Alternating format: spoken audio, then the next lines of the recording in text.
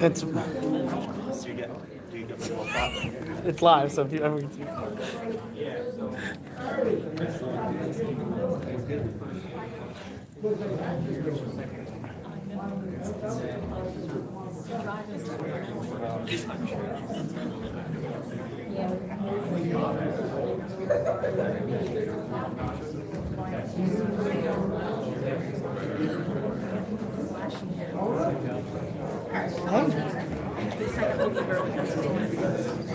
Sorry, we have a bunch of notes, but then who's ever card, I have really tucked in there. Also, these papers, like whoever was interested.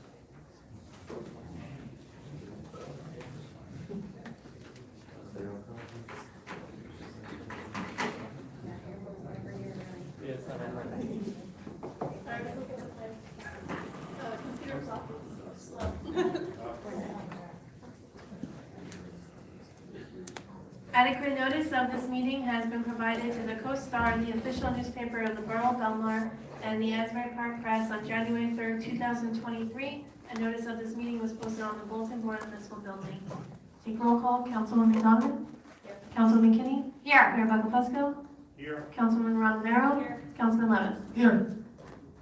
Please stand for the pledge of allegiance. Pledge allegiance to the flag of the United States of America and to the republic for which it stands, one nation, under God, indivisible, with liberty and justice for all. Please remain standing for our members of our armed services, our first responders, and tonight for our borough clerk, April Claudio's mom, Louise Witt, who passed away last week.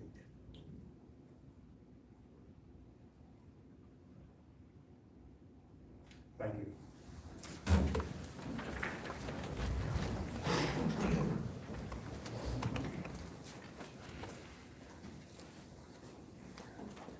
Workshop. We have a presentation tonight that we're going to start with from the skate park committee.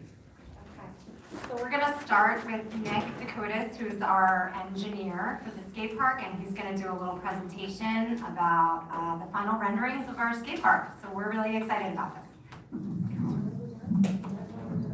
Okay, hi everybody. I'm going to start off with a little video here. Nick, we're going to come down.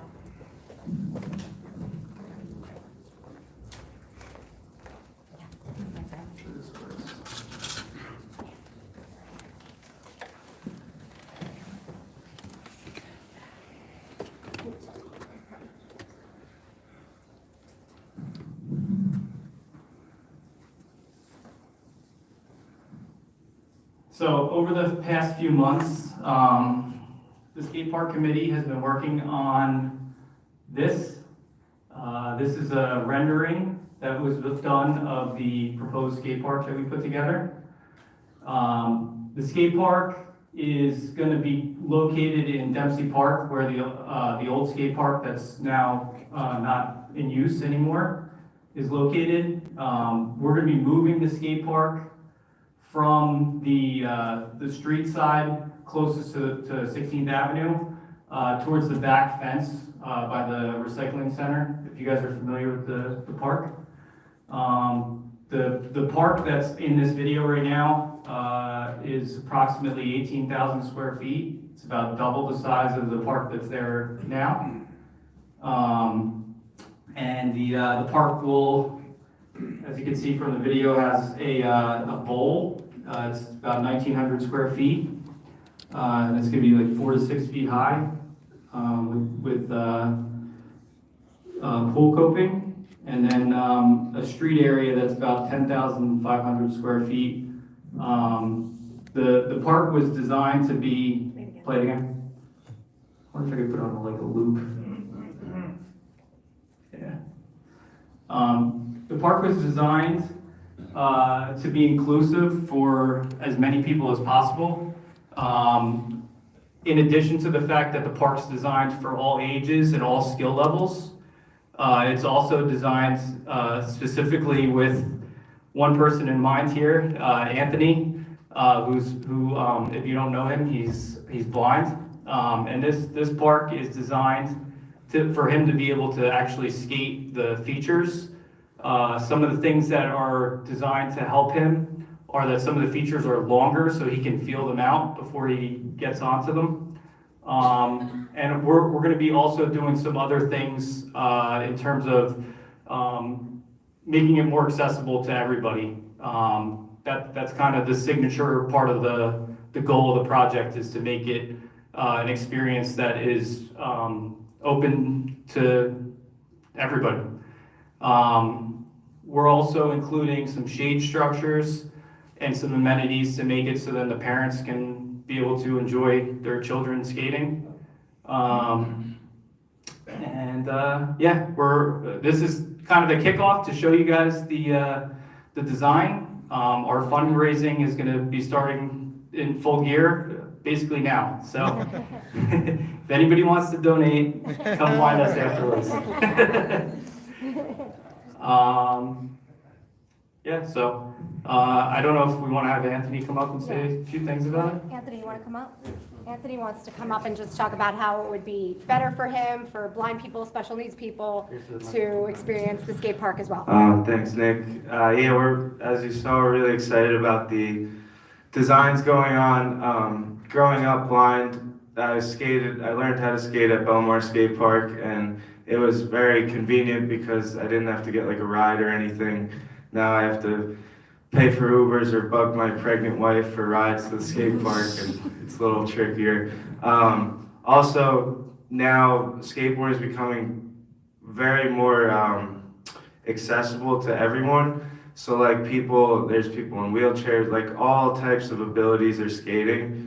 And it's a way to really stay out of trouble and, have a community in your area and a safe place to go. Not skating in the streets, getting thrown out of certain areas and things like that.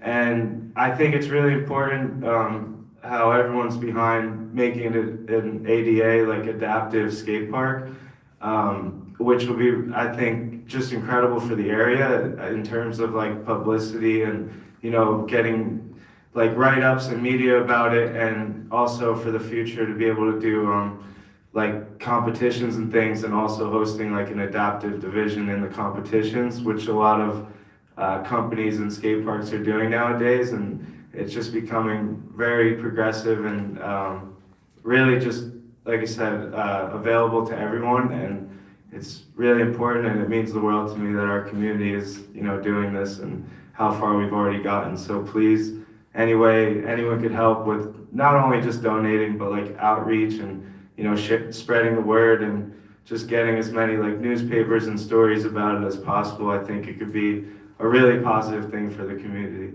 So thank you.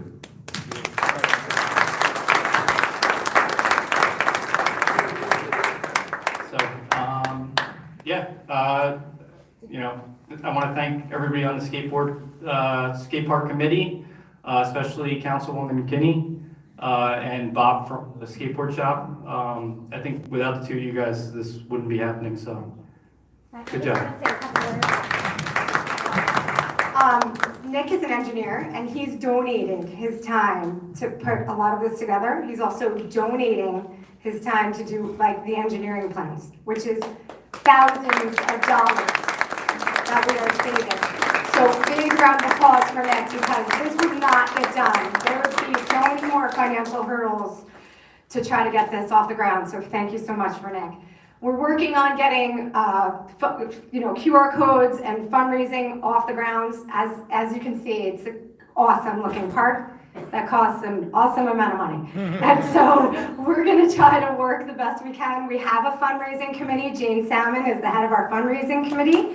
Thank you so much, Jane.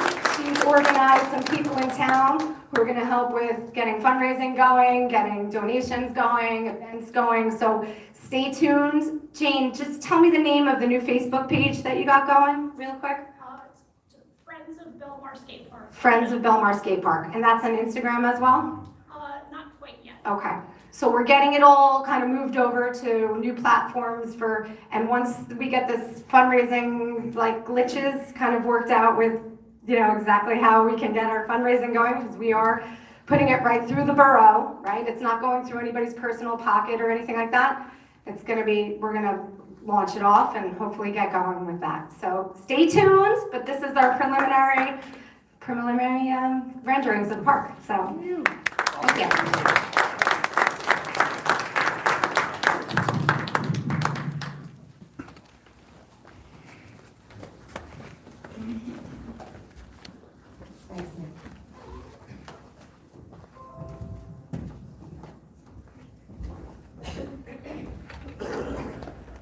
I would ask, does any member of the council have any questions they'd like to ask? I have a question, Mayor, and maybe Councilwoman Kennedy, you can answer this for me. It seems some of the problems with the old skate park were that nobody ever maintained it. So I'm just curious what the estimated costs are for the upkeep of this, new skate park and how we're going to fundraise to maintain it.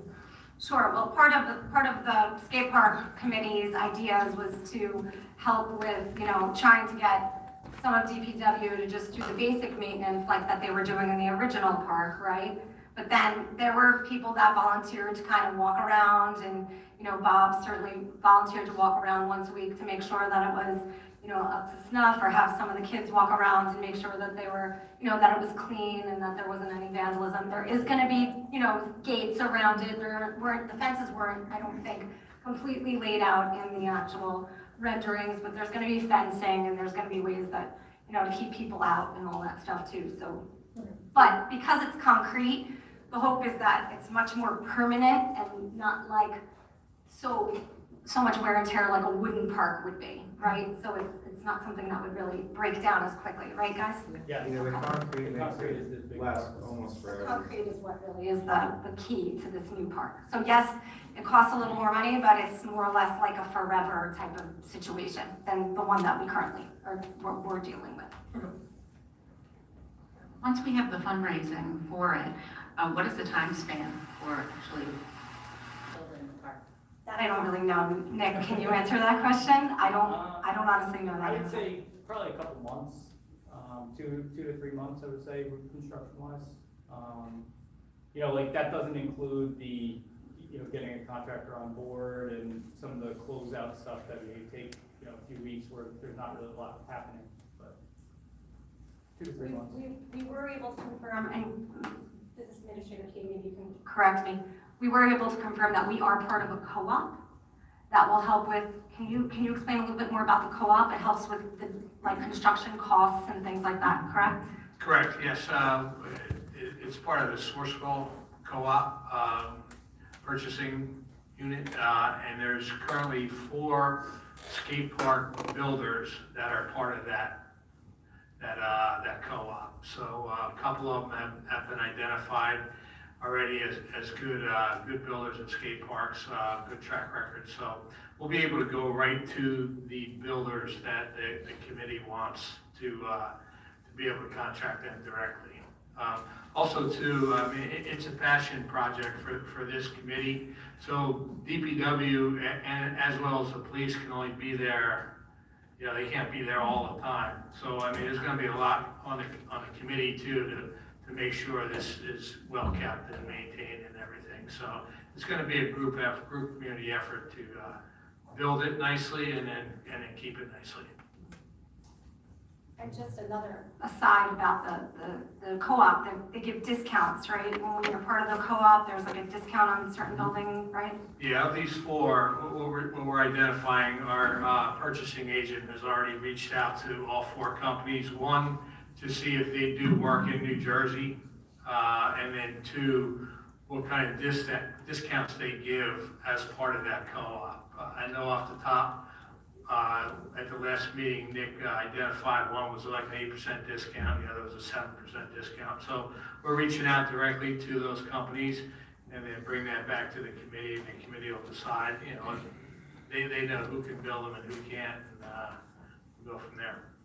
How much money are you estimating needs to be raised for this? Yeah, that's the magic number.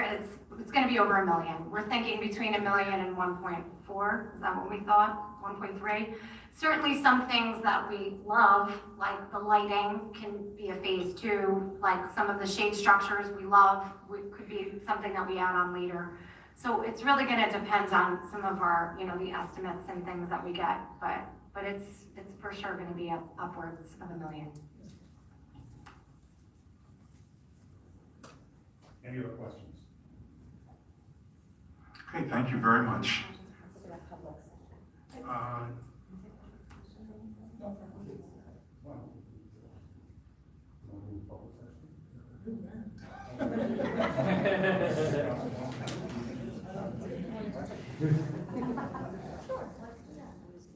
Yeah, okay. You can take some questions. Council has decided. Take part only questions. Yes. Go ahead, Jane. Come on up. Name and address. Jane Salmon, 1613 State Route 71, Wool. Wasn't really a question, I just wanted to add, I believe we were gonna look at some grants as well to help with the costs. Yes, I did forget to mention that. There's certain recreation grants, we got one this year, that's gonna be to resurface the basketball courts.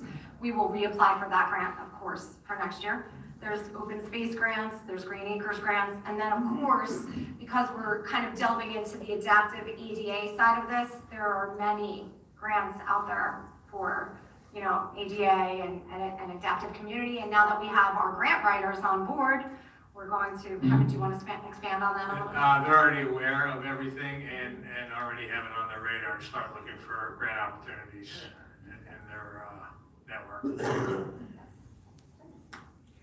I just wanted to say too that you had mentioned it's built with one person in mind, but it's not just one person. As wonderful as Anthony is, that this is for an entire community and people within our own community and beyond Belmar to be included in a wonderful sport. So thank you for doing this work.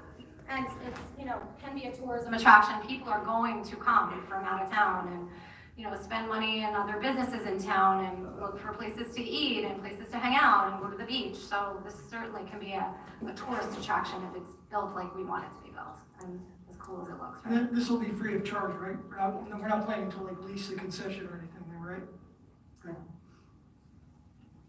However, that being said, there may be camps and things that we may do, you know, special events that we may charge for, depending on, you know, how that works out. But like things like that would be for, you know, charge, but otherwise it will be free.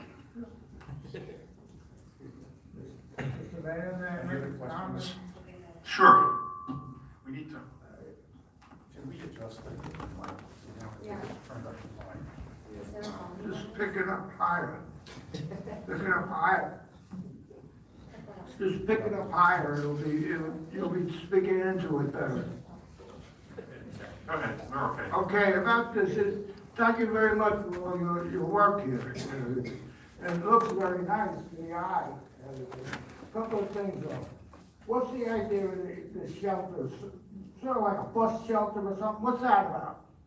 Well, they're more like shade structures that we built in. The designer built in shade structures. So like if a parent were to come and bring their kids, didn't want to leave, just wanted to watch, that they could be away from the sun or the rain. They do that, they did that on the old one with Saturday cars. Okay, well, again, like we said, that could be a phase 2. It could be something that we add on later. It was just put in by the designer. All right, about the police up of the facility, as far as anybody doing anything other than the DPW, forget about it. That ain't gonna happen. Just like the last time when they swore in blood that they would take care of it, trust me, it's not gonna happen. It'll be all on the DPW. Thank you very much in advance. Also, I'm very happy that it's, you know, very inclusive. That's a good word, right? It's inclusive.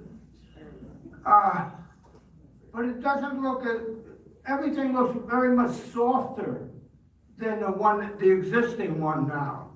Especially with that thing that the kids really liked. Up and back constant. I would've got tired of that pretty quick, but they didn't. They really loved that and everything. Now that seems to have been phased out, correct? No, it's in there. There's one of the parts of there is practically like an empty swimming pool. It's 6 feet deep. The kids are gonna love it. Don't worry. There's plenty for them. This one here? Right to the left, up top right. Right there, yeah. Yep. That's 4 to 6 feet. That's 4 to 6? Yeah. Bigger than what's there now, Mr. Gilbert. All right, one other thing. I know the question was asked, but I didn't catch the answer. How long, makes me think of a joke, how long was a Chinaman? Forget about it. How long do you think this is gonna take to happen? Well, there's, you know, the money is the biggest component. We have to get the plans actually architecturally designed, which takes time. And like I said, Nick is donating his time to do that. So he has a full-time job and he's letting us, you know, we're working on his timeline for the actual plans. And then once we submit the plans to put out to bid and through our co-op, we'll pick our, you know, our construction company to build it. That's when we'll know a little bit more about the specifics regarding how much money it's gonna cost. And then we get to real money. You don't know that yet.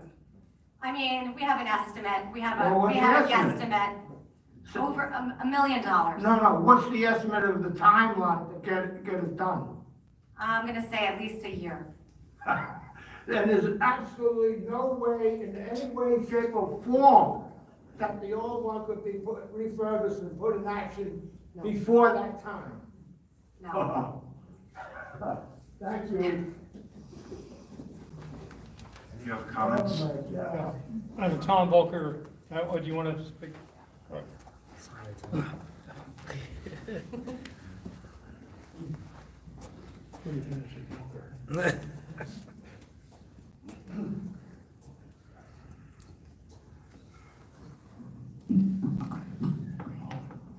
Tom Volker, 527 8th Avenue, Belmar.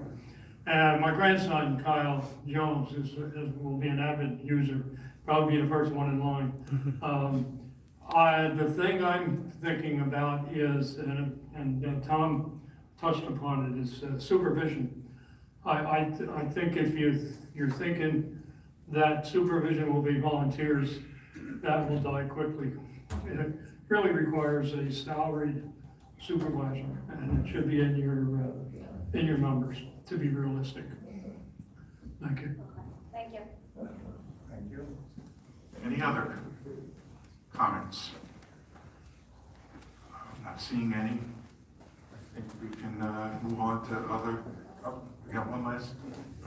Hi, I'm Robin McGovern, and I'm 610 6th Avenue here in Belmar. And I understand that this is extra work for the DPW, but don't they also take care of our playgrounds, our Jane McGovern playground, our playground on 15th Avenue, our pickleball courts, our tennis courts that are accessible to everybody?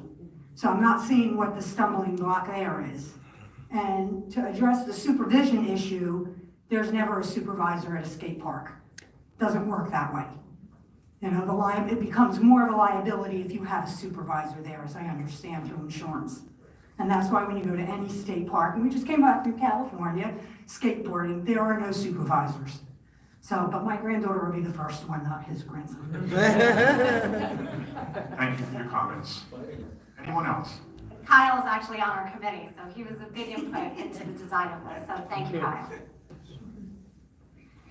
Okay, I think we're going to move on to other items on the work session. Does any other council members like to? I have something, talk if about that's something? okay, Mayor. I have good news regarding the Belmar Housing Authority building renovations. The scaffolding, as you probably have seen, is up. Congressman Smith recently mailed a letter advising us that his request for $676,000 in federal funding for the Belmar Senior Public Housing Building has moved out of committee and is now included in the House Transportation, Housing, and Urban Development Appropriations Bill. So that is great news. The bill still needs to be reviewed and voted on by the full House, the Senate, and signed by the President, but the committee's support is the most significant step in the path to the final passage. When I was gathering letters of support for this request for community funding back in February, it felt like a long shot. But I am so thankful to Congressman Smith and his office, and for you all, Mayor and Council, and for our borough for advocating for this and seeing it through for the health and safety of our amazing seniors in the building. This is a perfect example of how working together for our communities, despite different political affiliations, can bring blessings and change. Okay, anything else? Verizon, since the last meeting, I don't know if you remember, but since the last meeting, the county commissioners put out a press release letting us know, letting everyone know that they had passed the first hearing, right, of a resolution to hire a county telecom attorney and to create a county master plan. And their press release specifically mentioned Belmar and their support for us, so this is a really great step. And it will go beyond Belmar to making sure that the whole county has the right tools in place to make sure there aren't, 3 towers on everybody's corner. So that's really big news.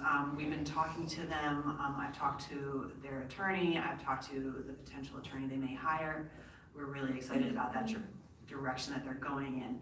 I know right now, and they mentioned this in the press release, there's a stumbling block there's a disagreement between Verizon and the county about whether something Verizon submitted will count towards the next deadline. We don't have an update on that yet, but we are checking in pretty frequently, which brings us to the next one. Yeah, so we actually have been in touch with Mr. Lupo, our borough attorney, and Mr. Campanelli, who is the county telecom attorney, that's his name? Maybe.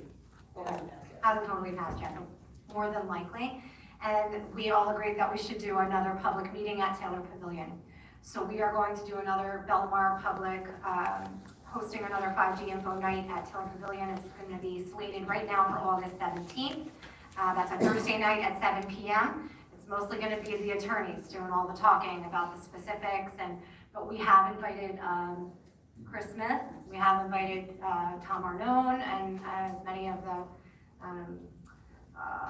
big wigs, if you will, to get there, so that we can have all the information out there, any questions that you want, so spread the word. That is going to be the date, August 17th. Okay, anything else? I will just make a footnote to that. If you go to that meeting, you're only going to see 2 members of the council there, because by the Open Public Meetings Act, 3 people from the council cannot attend, because then it becomes an official public meeting. So, if you don't see me there, or Maria or Mark, it's not because we're not interested, it's just that we don't want to violate the law, and I'm sure we'll get all the information that we need from Councilwoman Kinney and Councilwoman Donovan. Mayor, can we advertise it as a public meeting? Then we could potentially be on. I'd have to defer to Mr. McGill on that, because then you Good. well, we could, Well, there's that. well, we can we'll talk about that. I don't have any objection to that, but we have plenty of time. Is there a downside to making it a public meeting? I haven't given it any thought. Always a downside to a public. Yeah, we can talk about it, if that's what you want to do. Okay. And if anyone has any additional questions, they can contact What was the date again on that? August 17th, it's a Thursday night, so we originally did it on a Monday, but the Luck and Mill Pops bands on Monday nights, so we don't want to interfere. And I already cleared it with Barry Trudeau from Troop Recreation that was available, so we made it for Thursday, the 17th at 7 p.m. April, how soon would we need to advertise that if we were doing it on the 17th? 48 hours, but usually I like to do it sooner than that. Okay, but I mean, it would not, we'll have plenty of time Yeah, we'll have plenty to okay. Okay, so we have a council meeting before then, right? Is it on the 8th? Yeah. Okay, so we can make an announcement on the 8th. Hopefully we'll have a decision as to whether or not it's going to be a public meeting, and we'll let everyone know at that point. Okay? Okay. Any other items? Okay, I have a few items. The first thing I'd like to tell the council about is Administrator Kane and I met with a few officials from the fire department. We met with Chief Hudson, Nick LaRusso, Sean Pringle, and Kevin Maroney this past Friday night, specifically to discuss 3 issues. One was equipment purchases, and along with that was the use of some grant money that we have.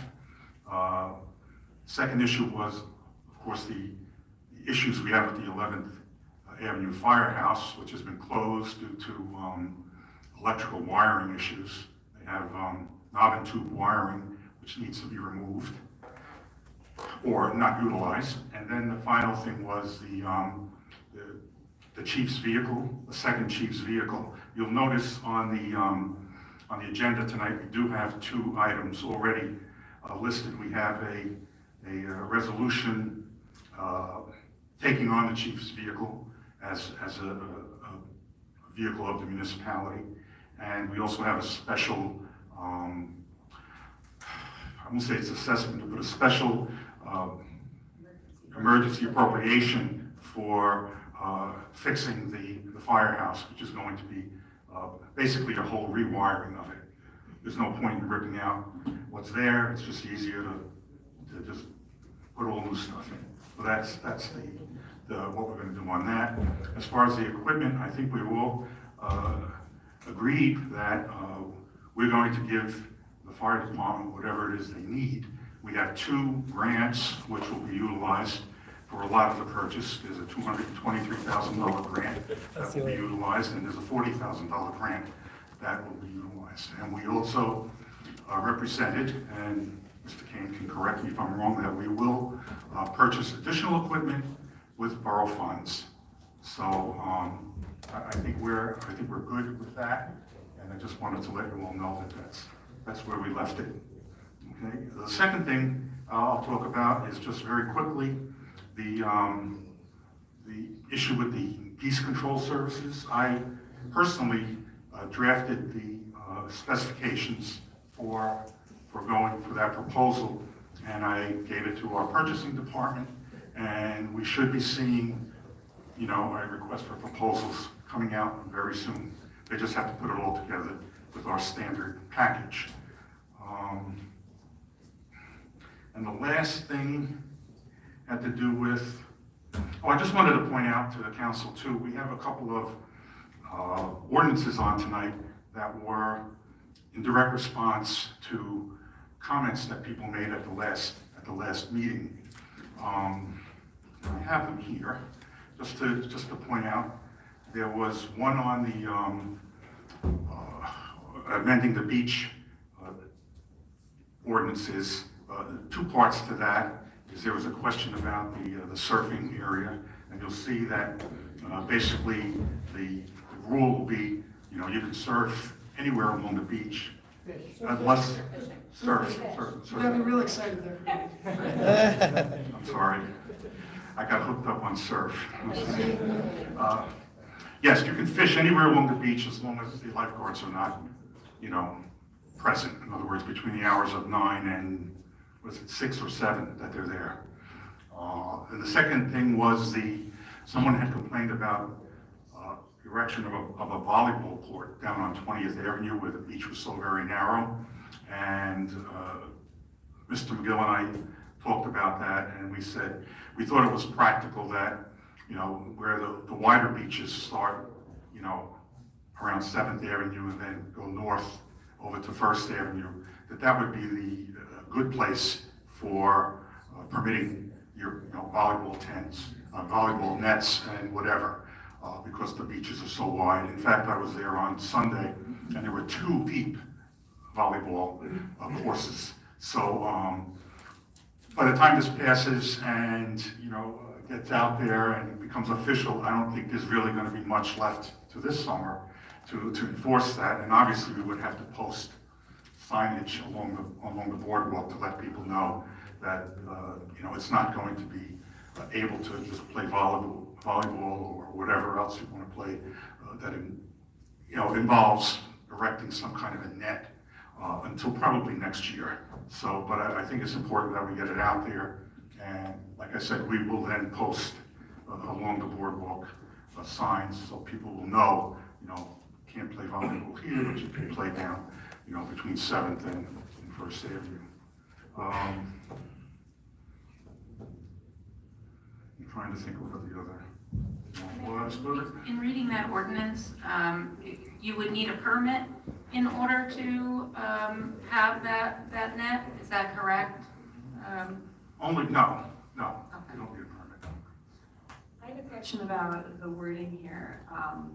It says other sports apparatus or structures. Would that include some of the smaller games I see kids playing, like spike ball and things like that? Spike ball? It's exists. I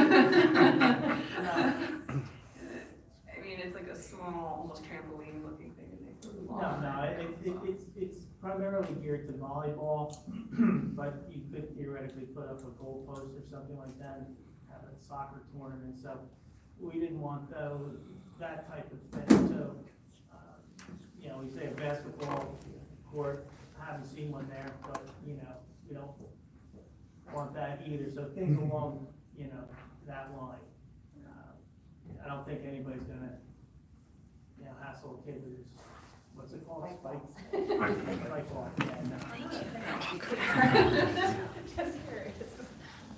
I think practically speaking, it probably would be something that would be the size of a volleyball court or something of that nature. I'm sure there will be some gray area that someone will bring up and we'll have to think about it. And that comes up. It's going to have to be enforced with common sense. Common sense, yes. And the last thing was there was a mention about controlling dust and debris from demolition. And, the ordinance, the current ordinance only really dealt with complete demolition of the structure. And we modified it to also cover partial demolitions. Basically, that's what this other ordinance is for. And I believe we're also working on something with the noise ordinance. Yes, last meeting, I think it was Sharon Mahoney brought up a suggestion that we all thought was a good idea, which was to include when someone's doing work in town, construction work, contracting work, plainly written paper that warns them of the noise ordinance and what a violation could be fined as. So we've written one up, it's in English and in Spanish, and once the final version is approved, that will be included in the packet. Okay, any other items for work session? Okay, petitions? Are there any petitions? Do not receive any. Okay, approval of minutes? We have a motion to approve the minutes of the July 11th meeting. Motion? Second. Councilman Donovan? Yes. Councilman Kinney? Abstain. Mayor Buckfusco? Yes. Councilman Roddenero? Yes. Councilman Levitt? Yes. Okay, reports of council. I guess we'll start to my right. My first report is I would like to wish Councilwoman Montanaro a very happy birthday. So happy birthday, Maria. Second is that we have officially scheduled this Engineero Festival for September 16th. It will include food vendors, music, and the traditional procession from the church. So we're all very excited about that. A special thank you for John Walsh for getting that across the finish line. Is that going to be a whole weekend again, or just one day? It will be one day. That's to maximize the financial situation. So just the Saturday? Yes. Okay, Councilwoman Kinney. Thank you so much. So recreation fall soccer signups are happening now. You can go to belmar.com and scroll down to recreation, click on the link and sign up for fall soccer. The Luck and Bill Pops Band, as we mentioned, is every Monday still, Taylor Pavilion, 7 p.m. Friday night concerts continue. This Friday is the Black Ties. Tomorrow's night's Movies on the Beach is the Lego Movie. It starts at dusk. ADA Committee, the next meeting meets August 24th at the library. Shade Tree Committee, the Main Street Initiative, is looking to plant some new trees north of 8th Avenue where there are some vacancies, old trees, ones that have died, or ones that need to be replanted. So we're going to be looking at planting new trees there. Still some hazardous trees in town that need to be addressed. So if you're on that list, get your permits and take your trees down. And then Thursday, September 21st, the library is hosting the Master Gardener's Pruning presentation. Look out for more information about that. And then around the schools, Belmar Elementary School, their extended school year has been going on from July 10th till August 10th. Students are in from 8:30 to 11:30 Monday through Thursday. Lunch is included. Next week, Belmar Elementary is hosting a technology seminar for students from 11:30 to 1 Monday through Thursday. And the first floor bathrooms are being renovated in the school. And office hours are Monday through Thursday from 8 to 3. St. Rose Grammar School, summer office hours are 8 to 12, Monday through Thursday. Same with the high school. And the high school, again, this is a big year. That's their centennial year for St. Rose High School, 100 years. They're having a centennial gala on the 11th, November 11th, at Spring Lake Golf Club. All members of the Belmar community are invited to attend this milestone event. The high school will also be selling 50-50 tickets, $20 each. You can buy them in the school, online, or outside of masses on the following dates: August 12th, September 10th, October 8th, and November 5th. Winners do not need to be present at the gala. Okay? And then I think that is it.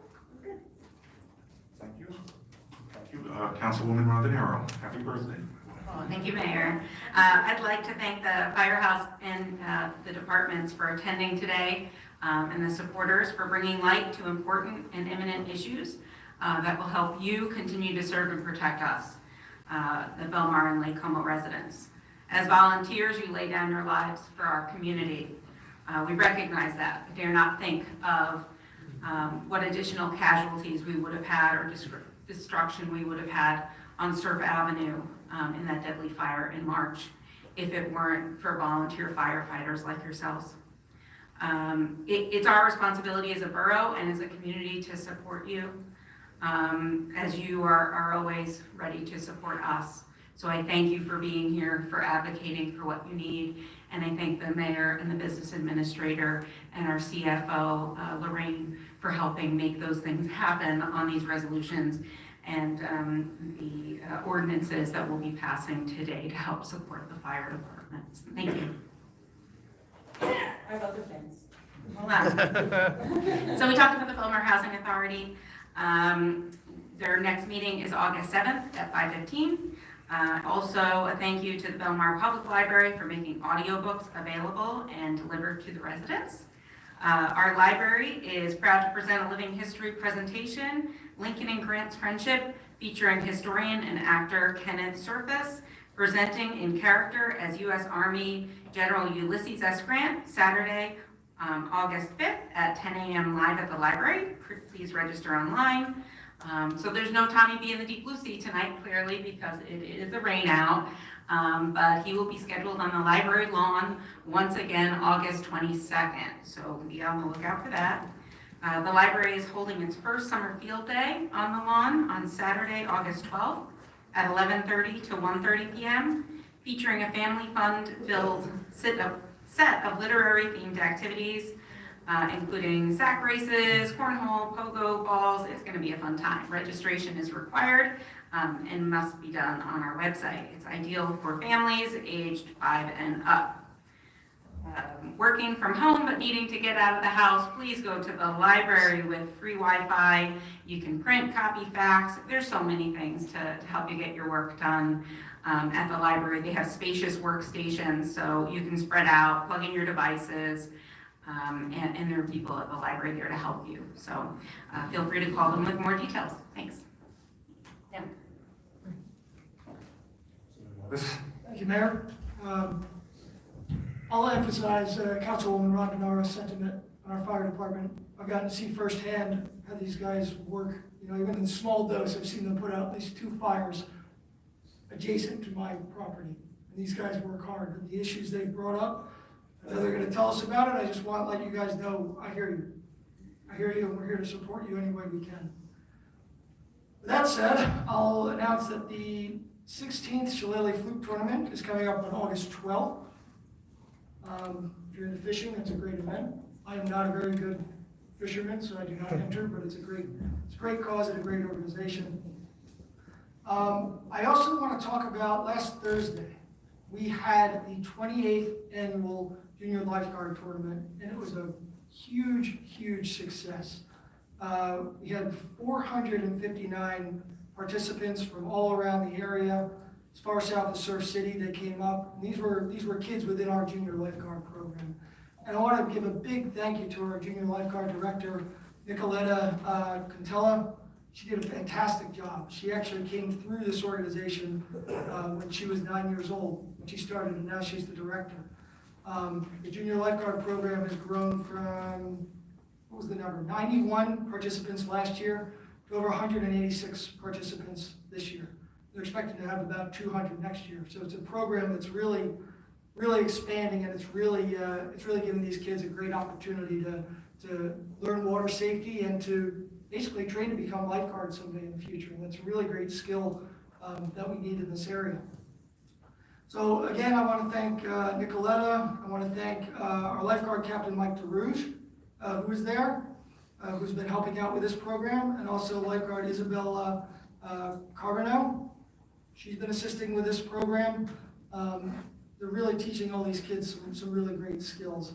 I just want to thank our DPW workers, Billy, Charlie, and Ricky, who were there to help set up. Chief Scott and the Belmar Police Department for being there. They said it was really good to have the support of the police there. Our lifeguard director, Harry. And I also want to thank our sponsors. And I am going to read our sponsors because they really helped put this together. So Pliables, Century 21 Schlossback, Easter Lines, Belmar Fishing Club, Princeton Soccer Academy, Bar A, Seaport Marina, Beckman's on the Beach, Lawrence Law, Kinney Chiropractic, thank you, Jody, Cogitos, Aquatherm, Shoreside In-Home Therapy, Atlantic Tile, Grove Laundromat, the Russo Landscaping, Debo Constructions, Coronita Property Group, Handsome Devil, where I just was today, Surf's Up Campbell, and Salty's Beach. I had a lot of volunteers here. I don't want to go through the whole list. But again, really thankful for our director, Nicoletta, Mike DeRouge, and Isabel for putting that program together and making sure it was a great event. We had wonderful weather, and it was really fun to see those kids out there practicing and learning, and they all had a good time. So thank you to them. Thank you for all the work.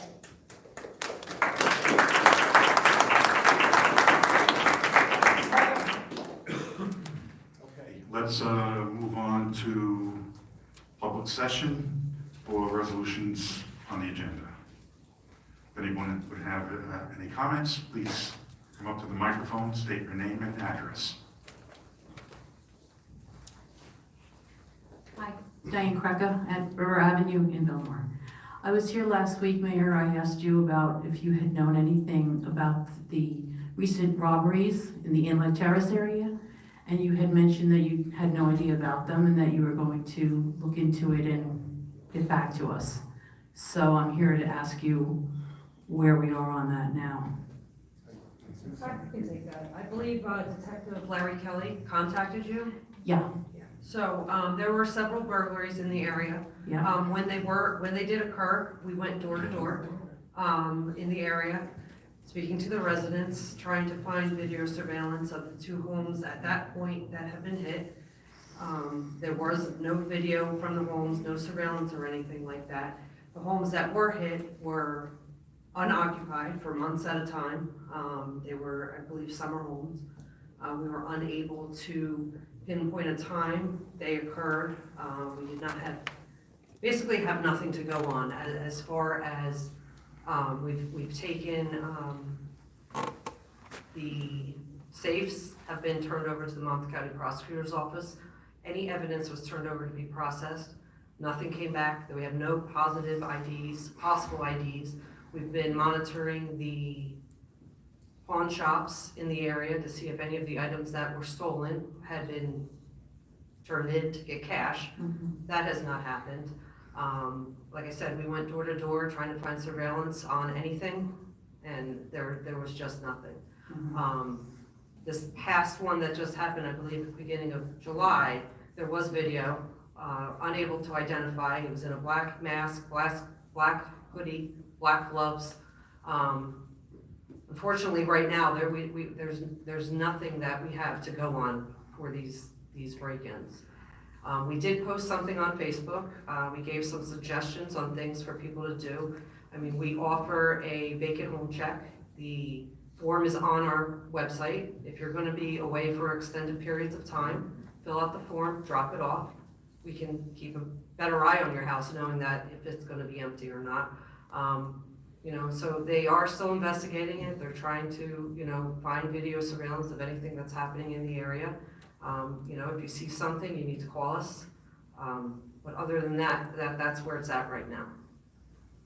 I do know that, I believe in Avon, I believe that they had notices that went out to everybody, formal notices, because I've asked a few of my neighbors around the inlet, and I don't think a lot of them were even, residing there when the knock-in chat occurred, because I believe it was in the beginning of May. That's something we can do in Yeah. the future. I know Councilman Rodnato said something about doing the Nixle message. That's something we can do, in the future. But they did go around, we did post on social media, that it was occurring not only in our jurisdiction, it's surrounding towns. It's happening in Spring Lake, Avon, and, we did put the information out there.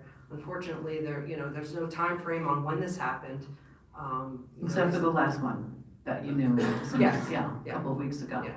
That's what concerns me, I think, is that it started a year ago, and then there were some during the winter, and now there's one in July, so it sounds as if, they're pretty persistent and might keep coming back, so that's why I was just, wondering what your thoughts were on that as a strategy. Well, I think that Chief, explained almost everything that could possibly be done at this point. I thank her for her, her We've got efforts. patrols out there just for that reason. Keeping an eye on the area. I don't want to give out too much information on what they're doing, but, it is under investigation, and we're trying to do everything that we can. Okay. And the other question I had was the White House. What's happening with that? Oh, yeah, we're still on the consent agenda. Exactly, for the, Public session on the, Okay. I'll be back. Any other questions on resolutions? Mr. Kramer? Yes. Gene Kramer, Fourth Avenue. I just have a quick question here. Emergency resolution pursuant to NJS 43:4-48. Is that for the firehouse? Yes. Okay, is that why these firemen are here? I can't tell you exactly why they're here, but I don't think it's for that, no. Oh, okay. Then I have a question about it. Go ahead. I read this quickly, and this is for emergency appropriation to repair knob and tube wiring. in the building. And I guess that's the firehouse on 11th Avenue? Yes. Okay, currently we have firehouses on 7, 9, 11, and a new one being constructed at, or going to be constructed at 12th and Main.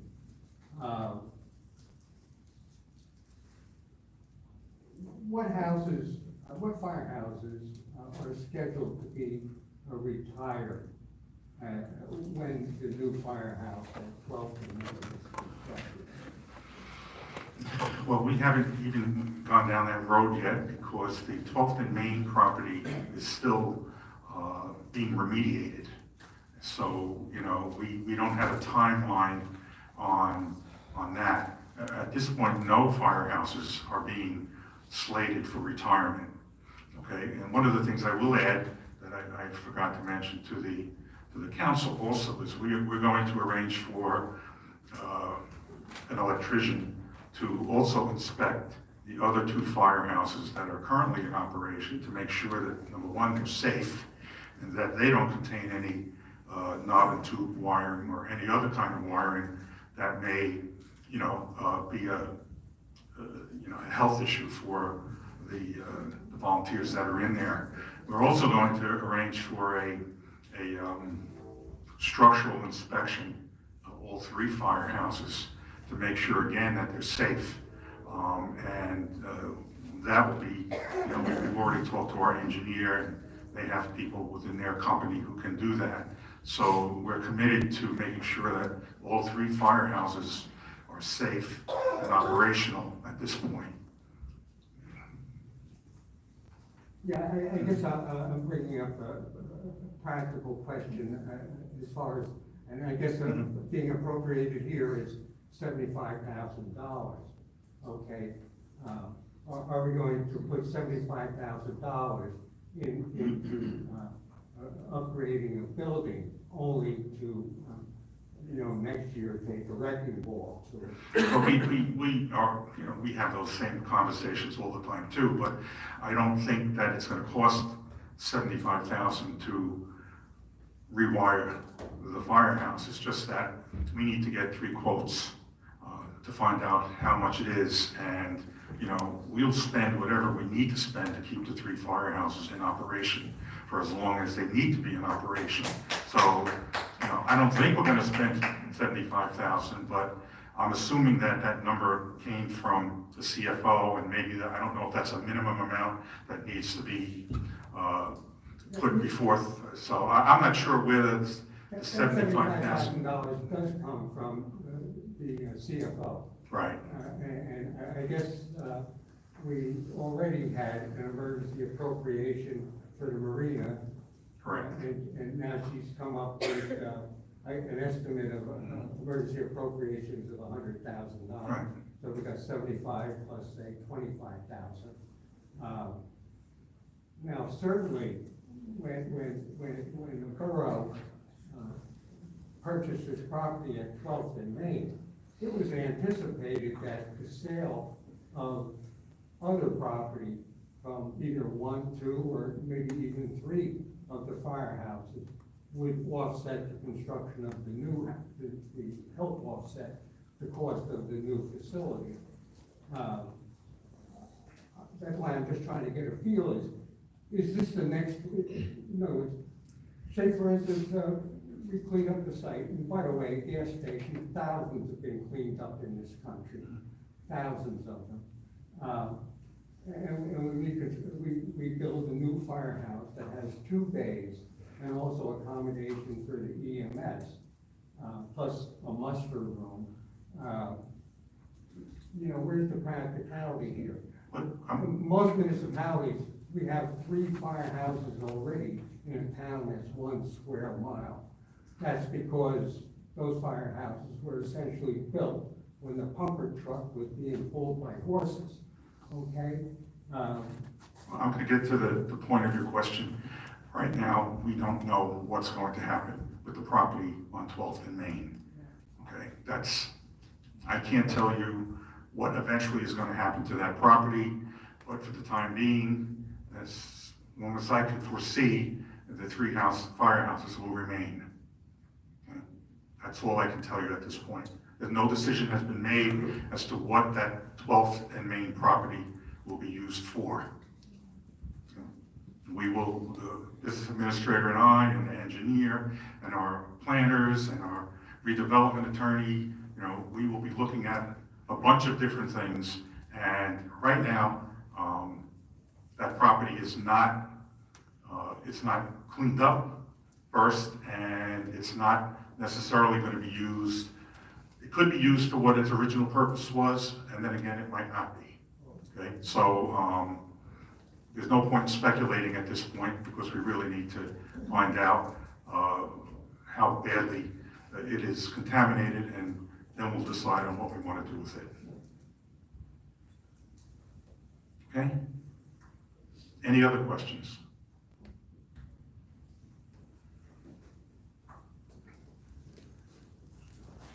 Good evening, Drew Franken, 201 South Lake, Mayor Council. I didn't know I'd be addressing this tonight, but I saw the ordinance on the volleyball nets and the surf fishing. So We're on the resolutions right now, I'm sorry. That's not a resolution? No, that's an ordinance. Oh. Those are ordinances. So we're going to come back to ordinance? Yes, please. Any other questions or comments on the resolutions? Okay, I don't see any. April? I have a motion to close the public session. Motion? Second. All in favor? Aye. Can I have a motion to approve the resolutions as listed on the consent agenda? I'll make the motion. Second. Councilwoman Donovan? Yes. Councilwoman Kinney? Yes. Mayor Buckfusco? Yes. Councilwoman Rondero? Yes. Councilman Levis? Yes. Next we have second reading and public hearing on ordinance 2023-11. This is an ordinance amending chapter 4, establishing rules and regulating third-party payroll disbursement. So this is open for public comment. If anyone would like to speak on this ordinance, please step forward, state your name and address. Okay. Since there are no comments, can I have a motion to close the public hearing? Motion. Second. All in favor? And can I have a motion to adopt ordinance 2023-11? Motion. Second. Councilwoman Donovan? Yes. Councilwoman Kinney? Yes. Mayor Buckfusco? Yes. Councilman Rondero? Yes. Councilman Levis? Yes. Next is second reading and public hearing on ordinance 2023-12. This is an ordinance amending chapter 26 to update the property maintenance code. This is open for public comment. If anyone would like to speak on this ordinance, please step forward, state your name and address. Mr. Creamer. Eugene Creamer, 4th Avenue. Let's see, this section 302-.4, weeds. Premises and exterior property shall be maintained free of weeds or plant growth in excess of 10 inches. Noxious weeds shall be prohibited. Weeds shall be defined as all grasses, annual plants, and vegetation other than trees or shrubs, provided, however, this term shall not include cultivated flowers or gardens. This definition and I guess regulation of weeds is far too broad, and I made some notes here just as example. Can someone bring the mic, Mr. Kramer? Thank you. Is that okay?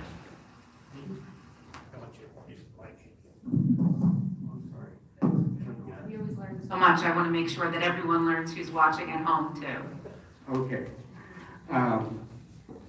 This has to do with using the International Property Maintenance Code.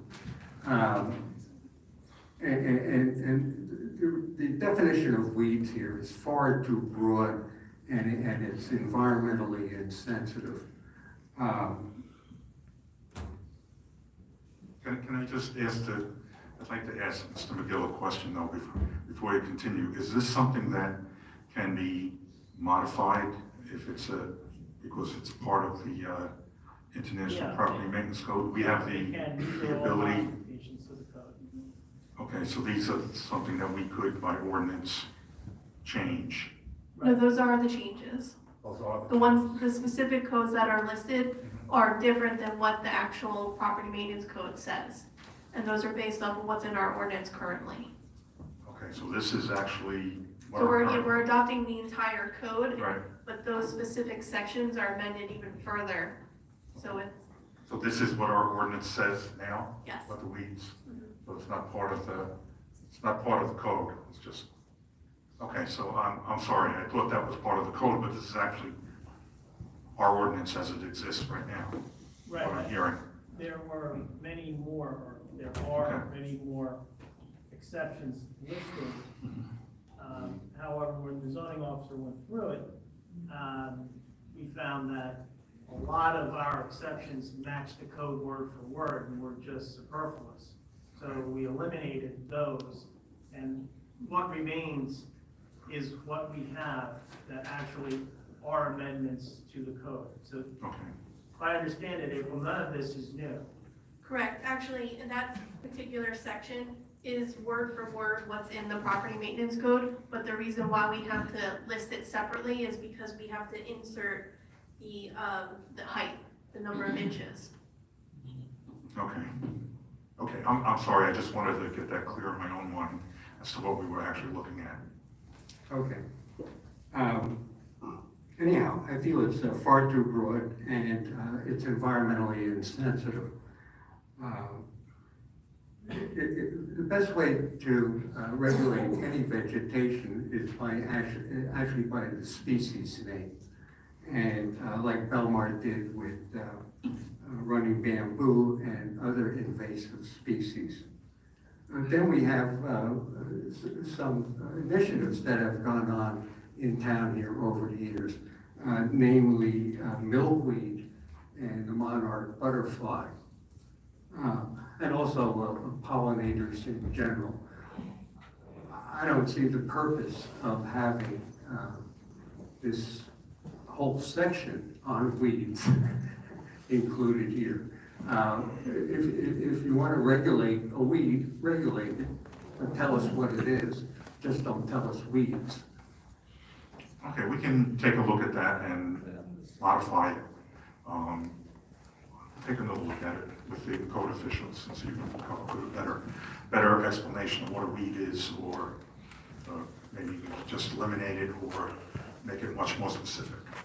Yeah, I'm just trying to keep people from running around with, their spray bottles of Roundup and Anything can be a weed, as we know. Exactly, and God bless the grass that grows through the cracks. Unfortunately, that's the only place my grass grows. Thank you. Any other comments on the resolutions? I'm not doing well tonight. I didn't have my last cup of coffee, that's why. On that ordinance. Can I have a motion to close the public hearing? Second. All in favor? Aye. Aye. And a motion to adopt ordinance 2023-12. Motion. Second. Councilman Donovan? Yes. Councilman Kinney? Yes. Mayor Buckfusco? Yes. Councilman Romanero? Yes. Councilman Levis? Yes. Next, we have ordinance 2023-13. This was second reading and public hearing to amend Chapter 19 to create a three-way stop on New River Avenue and Inlet Terrace, but we are going to amend that ordinance to clarify that it's the intersection of River Avenue, Inlet Terrace, and 4th Avenue. So if we could get a motion to amend that ordinance and reintroduce it for first reading. I'll make the motion. Second. Councilman Donovan? Yes. Councilman Kinney? Yes. Mayor Buckfusco? Yes. Councilman Romanero? Yes. Councilman Levis? Yes. Next, we have first reading and public hearing on, or first reading and introduction of ordinance 2023-14. This is an ordinance to repeal and replace chapter 42, affordable housing development fees. Do we have a motion to offer this ordinance for a first reading and introduction? I'll make the motion. Second. Councilman Donovan? Yes. Councilman McKinney? Yes. Mayor Buckafusco? Yes. Councilman Rondonero? Yes. Councilman Levis? Yes. Next is ordinance 2023-15. This is an ordinance amending chapter 25, buildings pertaining to controlling dust and debris from demolition and construction. Do we have a motion to offer for first reading and introduction? Motion. Second. Councilman Donovan? Yes. Councilman McKinney? Yes. Mayor Buckafusco? Yes. Councilman Rondonero? Yes. Councilman Levis? Yes. And last one, ordinance 2023-16. This is an ordinance amending chapter 18, beachfront and marine regulations. We have specifically section 18-2.7, controlling rules and regulations of the beachfront and waters. Do we have a motion to offer for first reading and introduction? Motion. Second. Councilman Donovan? Yes. Councilman McKinney? Yes. Mayor Buckafusco? Yes. Councilwoman Rondonero? Yes. Councilman Levis? Yes. All right, now we're on to public session. If anyone would like to speak, please remember to state your name and address first. Come up to the microphone.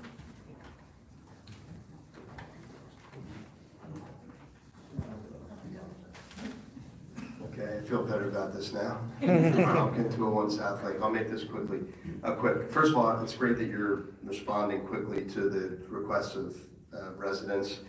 I worry a little bit we overreact sometimes to residents asking about certain things, but in this particular moment, just for the surf fishing, perhaps you might consider just making sure that it's clear that you can fish on the jetties during that period. I don't know if you want to point that out, or by it's just this definition here that we're just eliminating it on the beach. So I don't think jetty fishing is ever eliminated. We had discussed that, and I don't recall what, I don't recall if there's another ordinance that talks about fishing on the jetties or I not. think there is. There is? I think there is. Yeah. We can take a look at that and obviously, Okay. see if that's something that we need to. Just so also DPW and the lifeguards aren't confused when that happens, and that's gonna, people do it all the time. Right. We'll look at it and absolutely, even if we have to amend the ordinance, we'll amend it. Yeah, we can have an ordinance to eliminate ordinances. All kidding aside though, on the volleyball stuff, it does catch my attention. I know that they're concerned about the depth of the beach down south, and therefore when you put the volleyball nets on there, it eats into, people's quality of their day. But to move it all the way up north of 7th moves a lot of volleyball activity to a very concentrated area. So if you feel that's, appropriate to move it in such a concentrated area, I'll defer to your judgment on that. I feel like there are a lot of deep beaches between 7th and 14th or whatever, where you could still maybe limit it to one or something, so it doesn't get out of control. And my only other request, or maybe just for consideration, is to consider, it seems like it's within 100 feet of the boardwalk, so that's not a very far place. I know you've considered that. So there's two other things. Maybe you can consider moving it away from the lockers or something, because if they put them right in front of the lockers, that's going to create a lot of issues.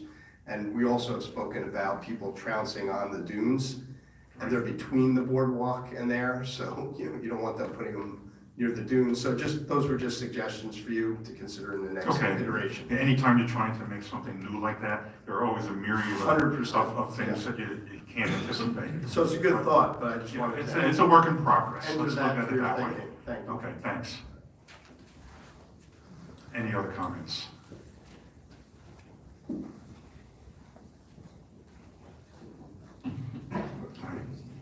Good evening, Mayor and Council. Please state your name and address. Stephen Hudson, the Chief of Belmar Fire Department on 613 11th Ave. Your address, your home address? I'm sorry? Your home address? 200 Janelle Parkway, Point Pleasant. Before we begin, I'd like to thank the residents of Belmar for showing their appreciation for the fire department and for their attendance tonight. As I said, my name is Stephen Hudson. I'm the Chief of the Fire Department out of Hook and Ladder on 11th Avenue. To my left is Nick LaRusso, First Assistant Chief out of Union Fire Company on 9th Ave, and Sean Pringle to my right, Second Assistant Chief out of Goodwill Hose on 7th Ave. The men and the women in uniform in the back of the room are firefighters that keep this department up and running from all three companies, and I'd like to thank them for attending tonight as well.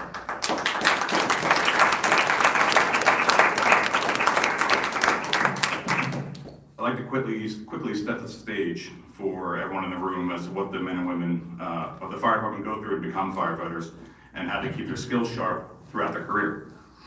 The New Jersey State Firefighter 1 curriculum is a 190-hour program spanning across 5 months that builds a firefighter's foundation in the fire service. It's followed by today, the State Firefighter 2 course, which is another 60 hours of advanced firefighting training. There are state examinations for both Firefighter 1 and Firefighter 2, as well as hazardous materials, and they must pass all of them to become a certified state firefighter. We also have members who hold multiple other certifications, like Emergency Medical Technician, which is 190 hours.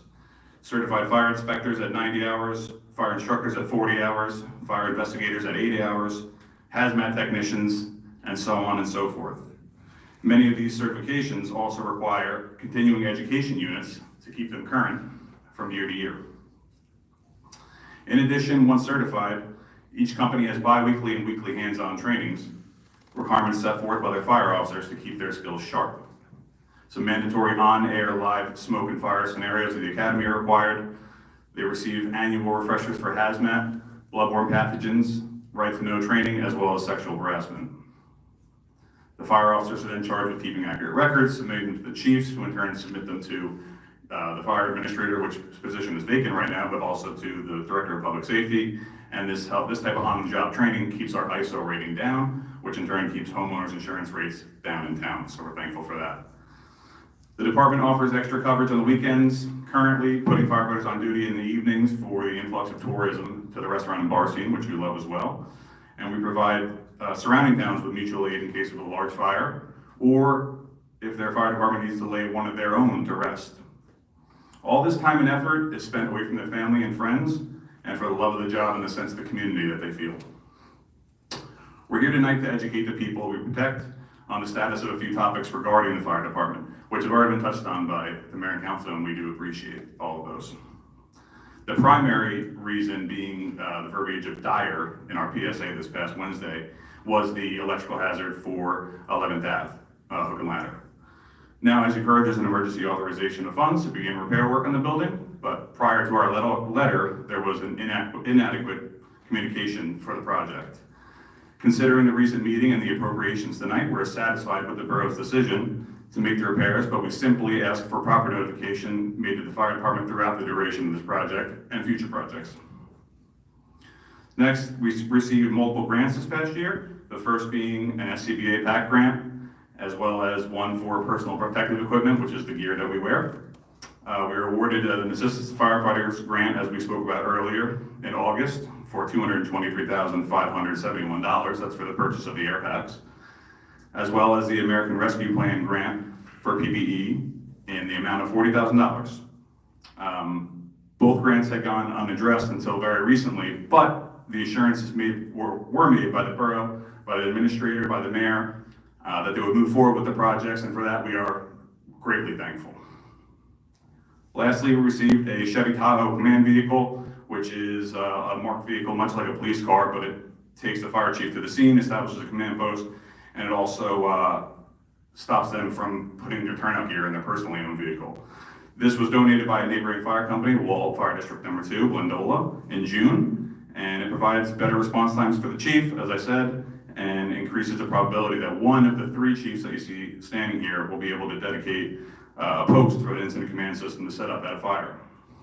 This was also confirmed by resolution tonight, which we appreciate. Thank you. Now, in the interest of fairness and transparency, these issues we mentioned do not simply land on the shoulders of the sitting administration, but they reach back to the multiple administrations past. But prior to asking the residents to come down to tonight's meeting, the level of communication that we were receiving was inadequate. And we believe that our PSA was the sole reason for hearing these fixes, and we are very appreciative.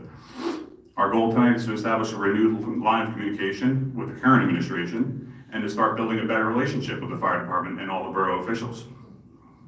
The three chiefs in front of you swore an oath on January 1st of every year to do a job that most people would not do, especially without compensation.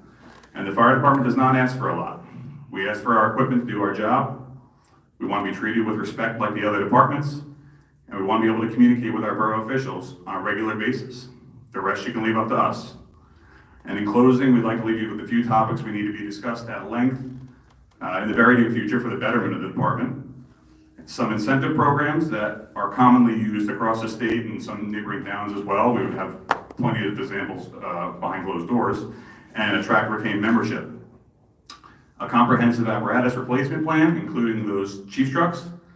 Update the fire department's yearly budget, if allowable. And an update of the fire department ordinance under fire department consultation to reflect today's atmosphere and standards. Again, I want to say thank you so much for your time tonight, and I appreciate everything that the mayor and council and the business administrator have done for us just recently. So God bless. Good night. Thank you.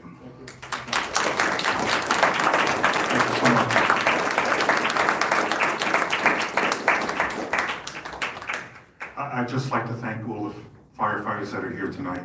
At the meeting that Mr. Kane and I had, I think it was a great meeting. Obviously, Mr. Kane is he is I will say retired, but a former firefighter himself. So I think he has the best interest of everyone here, and myself included.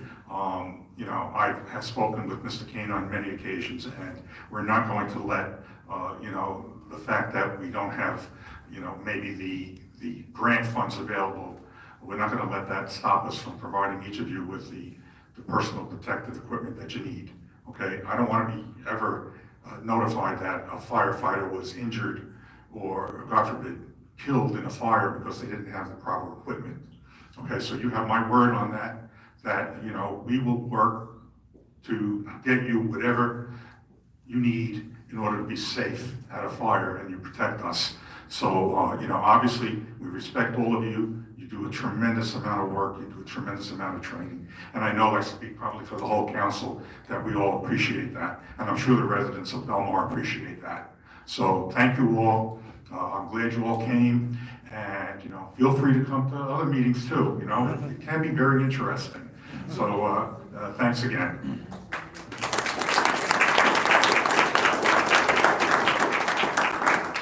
Any other comments?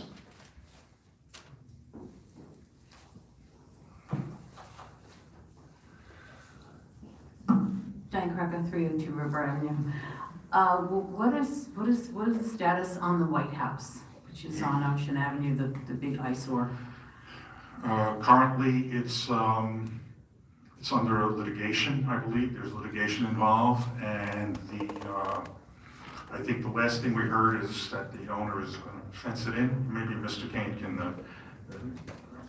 Yes, the owner, code enforcement had a meeting with the owners today, as a matter of fact. And it's held up in litigation for 2 years now. There was plans came to zoning board, I believe, to redevelop it. It was approved by the zoning board. The neighbor fought it, came back. It was reaffirmed by the zoning board. They appealed it to the county board of appeals. It was upheld at the county level, and then they've taken it one more level of appeals. So it's currently in the appellate process. So we, matter of fact, after that meeting today, I spoke to the owner also, and we're going to see from a legal standpoint what can be done. It may have to play out in the appellate process. Before anything can happen, we're going to find out if there's anything else that can happen.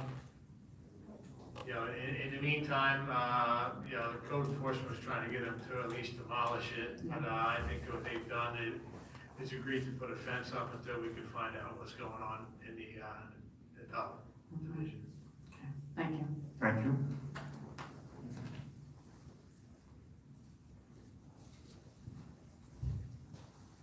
Good evening, Mayor, Council. Linda Sharkus, 4th Avenue. Have a few questions because I missed the last meeting, and fortunately, Randy asked my question about Seafood Fest. I got asked, did the pull out the pencil and figure out if it's 50 or 60,000? I don't know if we got the final figures on that. That's a pretty Yeah. big gap, and Yeah. 10,000 to me is a lot of money. So I hope it's in our pocket. We will definitely get that for you. Yeah. Okay, so my other question is, it's 6 months in your administration. How are we doing on advertising on the electronic board at the marina for revenue? I don't know what you mean by, for revenue, I Yes, don't have that. There's an advertising Yes. fee for people to post I only don't have locals? those, I'm sorry. Okay, could you? I don't have those figures in front of me, but we can definitely have it for the next meeting. Okay. My next question, I haven't heard, or maybe I missed, what's going on with the piano? I heard Boston beat us to getting the first outdoor piano. I'm gonna defer to Mr. Kane on that, because I'm not really involved. Yeah, Boston, there was others ordered prior to us doing this. We weren't the first ones. But what's happening right now is our attorneys are going through and vetting the contract. You're talking about a $50,000 purchase, coming from a vendor that's really unknown, being constructed and being shipped from Israel. So the attorneys are going through the contract to make sure that everything in there is fully vetted. It's in production. So the ask was for $70,000 in the beginning to have a trust fund for the maintenance of it. I understand that money was returned from a person who wanted to donate to the piano. Why would we give money back when we don't know, if you're saying it's 50,000, how are we maintaining it if we don't raise money as part of it, as it was part of the initial plan, as I understood it? I'm gonna interrupt for a second, just to go back. When Mr. Kane referred to our attorneys, they're not our attorneys. It's not the borough attorneys that are involved in this. There are attorneys who have volunteered their services to the Arts Council. Okay, so the borough is not using its attorneys to represent them. And to answer your question, maybe not directly, but as best as I can, we being the borough, are not collecting the funds. All the funds are going to the Belmar Arts Council. So I don't know, I can't answer your question, but I don't know if Mr. Kane can, but if he can, he's obviously free to do so. But I just want to make the public aware that this is not a borough purchase of the piano. It's the Belmar Arts Council that's doing this purchase. We're helping them out just as, good neighbors and trying to get something positive for the borough. But it's not a borough purchase. Well, it would be nice if whoever's interfacing could give us a report on what's going on, because we no longer have the mermaid on the plaza. We're not getting the piano. Would have been nice to keep the mermaid there. Mr. Kane can advise you what's happening with the mermaid. The mermaid, we have a question on where she went.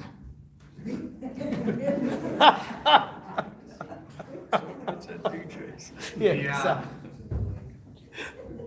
We're working with DPW and engineering.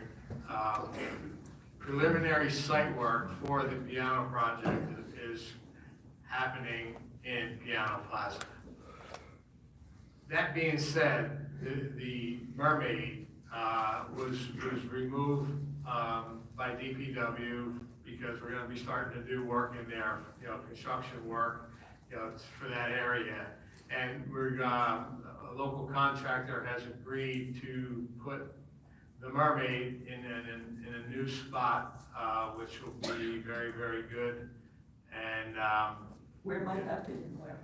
as you come on 10th Avenue, as you come off 35, that island in the middle with all the flowers and everything, they're gonna build a little platform. There's gonna be a stone with a memorial plaque with the mermaids, all about. Right behind the clock. No, the other end of 10th. So, but. As you're coming into town, it'll be a great entrance point. Okay. All right, and my last thing, which I guess is kind of was is sensitive. I had before, I actually looked at the agenda, 12th and Main building. It was, the whole idea was to have a building to house the ambulances, to reduce rust and decay. So if we're not looking to do remediation and renovation, and by the way, $300,000 was withheld from the sale for cleanup, what are we doing with the ambulances? I believe the ambulances are being stored in Lake Como in a garage. I don't know if that was their old first aid garage. I don't know I can't tell you exactly because I haven't been there. The EMS they're stationed at the old firehouse, South Belmar Firehouse, until we find them. Okay, so the ambulances are at They the are old inside. South Belmar Firehouse. Do you anticipate that being a permanent place, or are we gonna get them back to Belmar? Well, no one anticipates that being permanent. Okay, and We'd like to get them back. what about the 300,000 for remediation? That's being used at the present time to pay for the firm that was hired to do the remediation, the engineering. It's an engineering firm that's going through, and they've put in vents, and I think they're now focusing on testing the soil. And I think Yeah, so so the licensed soil remediation professional is monitoring that site as we speak and working that. My last, I guess I understood that remediation and renovation were going to happen simultaneously, so you could get, by removing the section in the building, you could get to the contaminated soil a lot easier. Has that plan changed, or did I misunderstand the plan? We inherited that plan, so we're trying to figure that out. Our engineers are working with the LSRPs to figure out what needs to be done with the site itself, and we're working through that process right now. I think some of those people are still around who came up with the plan. It would really be good if, instead of spinning the wheels, we talk to people and try to bridge the gap and bring, consensus together on how to best go about this, if it's already been done. That's my comment. So, Okay. Thank you. Thank you. Thank you. Come on up. Randy Roselle, 11th Avenue. April, I'm very sorry for your loss. May your mom's blessing, memory be a blessing. Maria, happy birthday. Thank you. Jody, thanks for your work on the skate park. It's really nice. And Caitlin, you know how I feel about the 5G towers. Thanks a lot for what you're doing. Appreciate it. Mr. Mayor, 2 weeks ago, you told me you try to do better. I'm still waiting for a return phone call. Thanks. Next.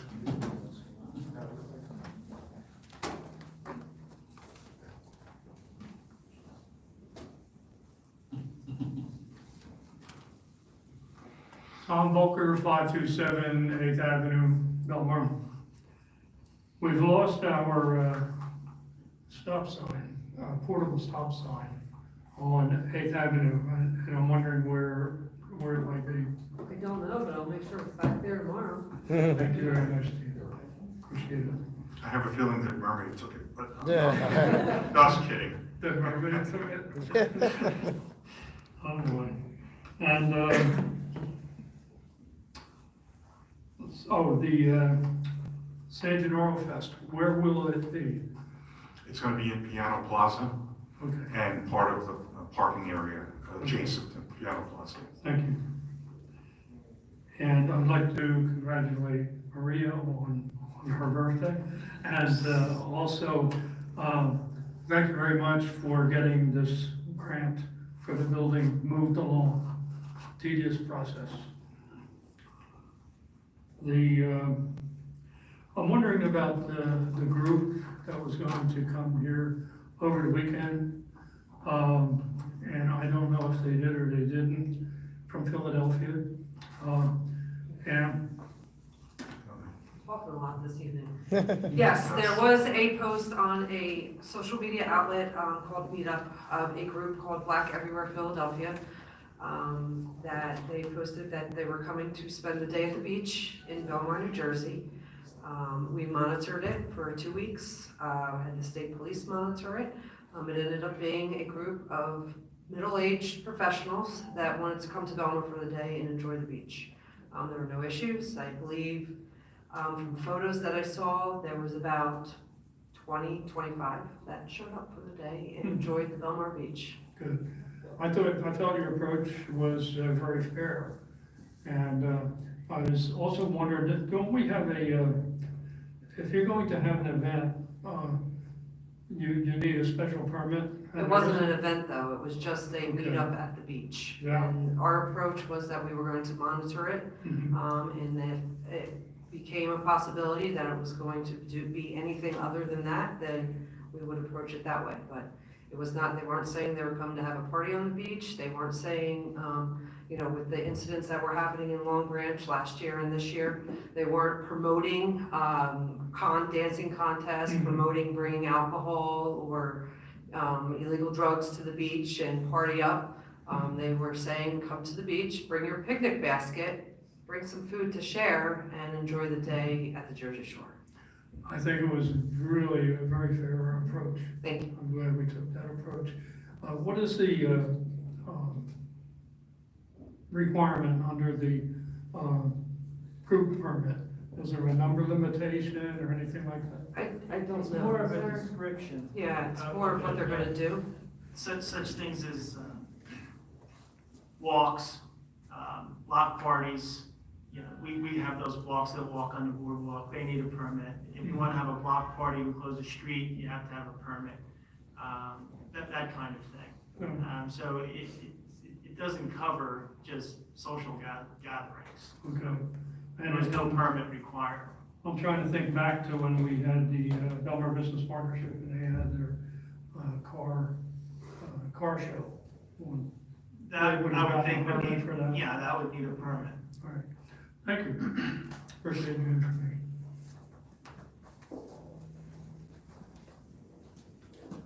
Jim Waterman, 109 6th Avenue, Belmar. I'm here to talk a much smaller topic than the fire department, so this is not a big topic. But I did, about a week and a half ago, I got an email from one of the neighbors, and it was a link to a video from Jersey 12 News that they did. I opened it up, it was in Lake Como, it was the administrator, and he was there talking to a dog named Galaxy and a person named Mike. And he was raving about, or talking about, how they cleaned up that lake from geese, right? This isn't new, I know you guys know this. I did send you an email. So the good thing is, I did a little digging, right? I wanted to understand what's going on in the neighboring towns. Talked to Spring Lake, they too use Galaxy and Mike, and it works. That was one. Two, is I did a little more research, and I want to understand the dog, what really works around the country. So I came across a website called Wildlife Removal USA, and they're pretty well known through the industry. And that thing said clearly, dogs are a key part of removing geese from an area safely. There's 2 dog types that they recommend, actually 3. One is a Border Collie, one is a German Shepherd, and the other one is an Australian difficult dog. I don't think there are many in the US, right? So the good thing is, okay, so I saw a German Shepherd by this guy Mike. Now I understand this whole picture. And I sent the letter. The third step was sending the letter to the mayor, the council, administrator, and our DPW head. And I wanted to get a sense from, since this is not new, it's been in the area, have we gotten a proposal or proposals from any of these people, including this guy, Mike, and his dog that seems to work very well for the other towns? I did get back a response from the mayor. And the response to the 4 questions I asked, I'll read them, is, since January 1, has the borough received any proposals or bids to remove these geese in a similar type manner? And the answer from the mayor was flat out no. Okay, I didn't get any feedback at all. I didn't get any response from the council. And I would like to ask today, did the council, 1, did you see the video that I did send? Okay, 2 was, are you aware of any proposal or proposals prior from any of these type of vendors that we would have gotten since January? And I didn't hear anything. Oh, can I speak, Mr. Lumpkin, thank you so much for the email. I did watch the video. Right. I like your suggestions. I know that the mayor and the business administrator are working hard to get exactly what you're asking, something out there so that we can get bids for a dog service for someone to come in. Sure, so, and again, it was good to read that the German Shepherd and the Collie are the two dogs that work, right? So that was number one. So from the council, you've not been aware of a bid before or a proposal of any sort. I'll ask the administrator as well. Are you familiar, aware of any bid or proposal that was made regarding this topic specifically this year? No, there have been no formal bids. I'd say or formal, any proposals. bid or proposal? No, there has been no formal bids submitted. Or Therefore, proposal. no proposals. No proposals, okay. I'll No ask formal proposals. proposals. I'll ask Billy, our head of DPW, were you aware of any proposals or bids that you would have gotten since January? I think the administrator answered the question, and there has been no formal proposal. But have you gotten any proposal whatsoever? With numbers and things like that on it from anybody? Yes. You have? Yes. They're not aware of that? The mayor, the council, the administrator are not aware of those bids? I'm going to just interrupt for a second. I think we need to focus on what we're calling a proposal or a bid. A proposal, in my mind, and in the borough vernacular, is a response to something that we have put out. In other words, if I put out and I say I want to hire someone to paint this room, then I will get proposals from those people, okay? So that's my definition of proposal, and that's what I think we're talking about, because it has kind of like a legal substance to it in terms of being a response to something that the borough has requested. As a body, an entity, I would ask, did this bid or I should say proposal or multiple proposals just come out of thin air? Or were they asked for? Which is a department head possibly or an administrator asking for those? I think it's important. Question. Are you aware of in your mind, a proposal or a bid being submitted to the borough? I am. Okay, so who did it and what did it propose? I think the best thing to do, because I have it here, the best thing to do is ask the administrator and the head of DPW, did you get any form or request any form of a proposal to solve this problem since January 1 of this year? Yes or no? I don't think we're in a cross-examination Do you here. want an answer to did you get a proposal or did you ask for a proposal? I don't think anything was asked for unless Billy knows differently. But we probably should just cut to the chase on this and stop all the mystery. We're doing this cross-examination, so, Why don't you just let me see what you have? just. Right here. I actually can be happy to talk about it. I'll read it to you if you'd like to see it, right? Sure. And let's see, because I think as you go through and you talk to the person, because now I know who Mike is, clearly has submitted a proposal. I don't know, and I'm asking Billy, was there more than one proposal? Yes or no? And did you ask? I mean, that's a fair question. I mean, it doesn't matter. It does matter, Mayor. If- It does. If we got 100 proposals and we don't have any request, then it becomes a moot point. Because when we get a proposal, proposals are sent either to the municipal clerk, okay, who receives most of the information that comes here, or it's sent to the attorney or to the budget person or the purchasing person, okay? People don't submit proposals for nothing, right? Unless somebody asks for a proposal. That's my point. Right, was there a proposal asked for? No. Is a proposal being written? Well, you're supposed to be talking to me. No, not really. I'm talking to the governing body No. and administration. It has to be directed to the, Yes. you can't ask Billy, that's not fair. Just to clear it up. So I'll give you more definition, right? So on February 9th, did Billy or? Well, we're not gonna do counselor. We're not gonna do a You cross-examination can ask here. a question, but. That's all I'm doing. I'm asking a question. If we asked for bids or proposals, and the answer is no. So So. We defined Unless as, anybody knows any different, you know, if you know what the answer is, why don't you just I'm get to what you're getting? I'm looking at one of the proposals, Okay, right? what- So, where February was it 9th, from? you want me to tell you, I'll read the proposal, want to read the whole thing, I'll read Who it. asked for it? Do you know who asked for it? I'm gonna, Billy, Would it be safe to say it was an unsolicited proposal? was there only one proposal, or was there more?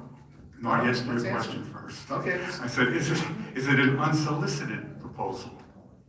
I can't answer that. Why not? Oh, I'm asking this group to answer that question. I think the I answer have, was right, I've we asked didn't it twice. answer any proposals. Let's just, We let me see had the proposal, RFP. or whatever it is, and we'll go from there. We operate by request for proposals, and we have not sent one out for geese, and we're working on one right now. So Exactly. I suppose this guy Mike can respond to the RFP if he has the qualifications to do so. I just wanted to add, we get vendors all the time that submit quotes for projects, software, anything. They submit a quote, but depending on that type of quote and the dollar amount and what's involved, we either have to bid it or do a request for proposal. So maybe that's where some of the confusion is. Yeah, I think there's a couple things, right? I think you have a minimum bid number, correct? I think it's 17,000, if I'm not mistaken, is that correct? Minimum bid, right? So I'm looking at a proposal for $4,500. And again, it goes to, did anyone even request this, or did you get one or more proposals that came to you? I'm still asking the same question I started with, and I'm not getting. We received no proposal, we requested no proposals for geese removal. The one that's in process now is the only one that is going to be requested since January 1st, okay? I have received no offers, nothing from anyone saying they wanted to, you know, remove geese from the lake. And if I had, it would be a moot point because we didn't have any bids or any proposals out there. So I would consider that an unsolicited bid, almost like an advertisement. You know, like when you get the mail and it says, we can replace your windows for $25 a window, and you call us and we'll come over and do it. Well, if somebody sends me a document and says, we'll paint the council chambers for $2,000, and I have it sitting on my desk, that's not a proposal. I still ask the That's question. a commercial, that's Did an anyone advertisement. request in January, February, through this period? I'm saying it for the third time. I'm gonna keep No. asking my question. No one So requested. Billy, was anyone, did you Bob, request? please. Yes, please. Okay. Billy, did you ever receive a proposal? Did you request a proposal for removing geese from the lake? No. Okay. Did you ever receive an unsolicited proposal from someone who said, oh, I can remove the geese from the lake? Yes, Okay, who was that proposal from? it was from Mike. Mike Campbell, right? Correct. The former DPW director. Correct. Okay. And what did you do with that proposal? Discussed it with me. So you do, brother, okay. We got a proposal, we got an email, and he discussed it.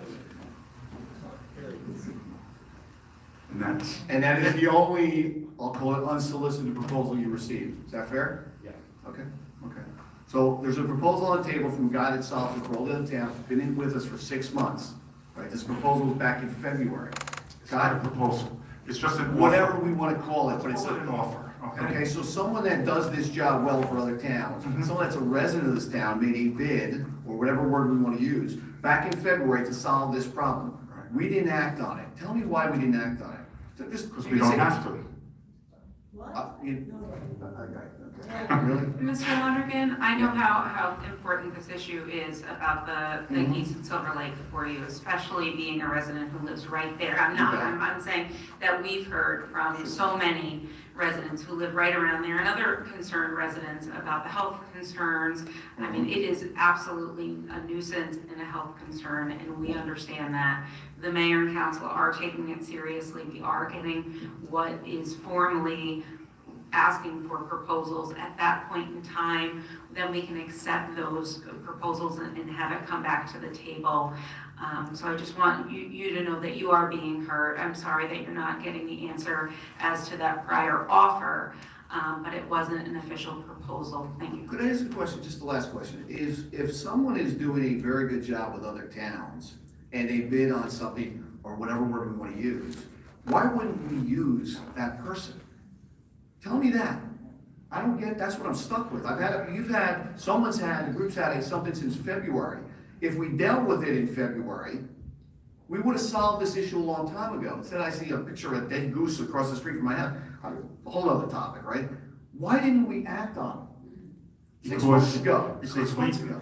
Because, as I said in one of my other responses, is we follow the public contracting law, which says, and it's actually done and written to be fair to vendors who want to put in proposals for different types of work.